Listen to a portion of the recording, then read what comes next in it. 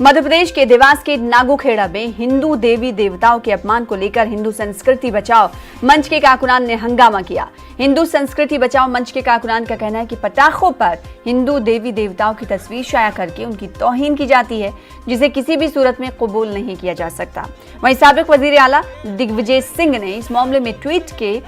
कर कहा है कि पटाखों पर किसकी तस्वीर शाया होगी, इसकी जिम्मेदारी पटाखा बनाने वाले की होती है, न कि इन्हें फरोख्त करने वालों की। दिग्विजय सिंह ने इस मामले में ट्वीट करके वजीर आजम नरेंद्र मोदी से पटाखों पर देवी देवताओं की तस्वीर नहीं शाया किए जाने को लेकर कानून बनाने की भी मांग की है। दिग्विजय सिंह ने अपने ट्वीट के जरिए इन अफसरान पर कार्रवाई करने की मांग की है जो बेकसूर दुकानदारों को धमकाने का काम कर रहे हैं। हमारे साथ हमारे नुमाइंदे मेहताब आलम इस खबर पर जुड़ रहे हैं मजीद अपडेट के साथ। मेहताब आलम, बताइएगा पूरा मामला क्या है, कल कब ये तमाम लोग एक दुकानदार को धमकाने के लिए पहुंचे, क्या कुछ कह रही इंतजामिया?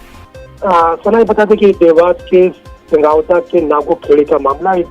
पटाखों के गोदाम में लोग संस्कृति बचाओ मंच के लोग पहुंचे और वहाँ पे इल्जाम था कि जो पटाखे बेचे जा रहे हैं उसमें देवी देवताओं की तस्वीरें छपी हैं और ये जब पटाखे जब जलाए जाते हैं तो देवी देवताओं का अपमान होता है। तो दुकानदारों की ये कहना था कि उनका इसमें कसूर क्या है, क्योंकि जो लोग फैक्ट्री में बनाते हैं फरोख्त करते हैं, हम मार्केट से लाते हैं उसको फरोख्त करते हैं, इसमें हमारी जिम्मेदारी अगर आपको जो है एहतजाज करना है या कार्रवाई का मुतालबा करना है तो उन लोगों पे किया जाना चाहिए जो पटाखों को जो है बनाने का काम करते हैं। इस मामले को लेकर जो है देवास के थाने में जो है दोनों तबके गए थे, लेकिन वहाँ पर पुलिस की तरफ से किसी पर कोई मामला दर्ज नहीं किया गया है, बल्कि उनको धमकाने का मामला आया है।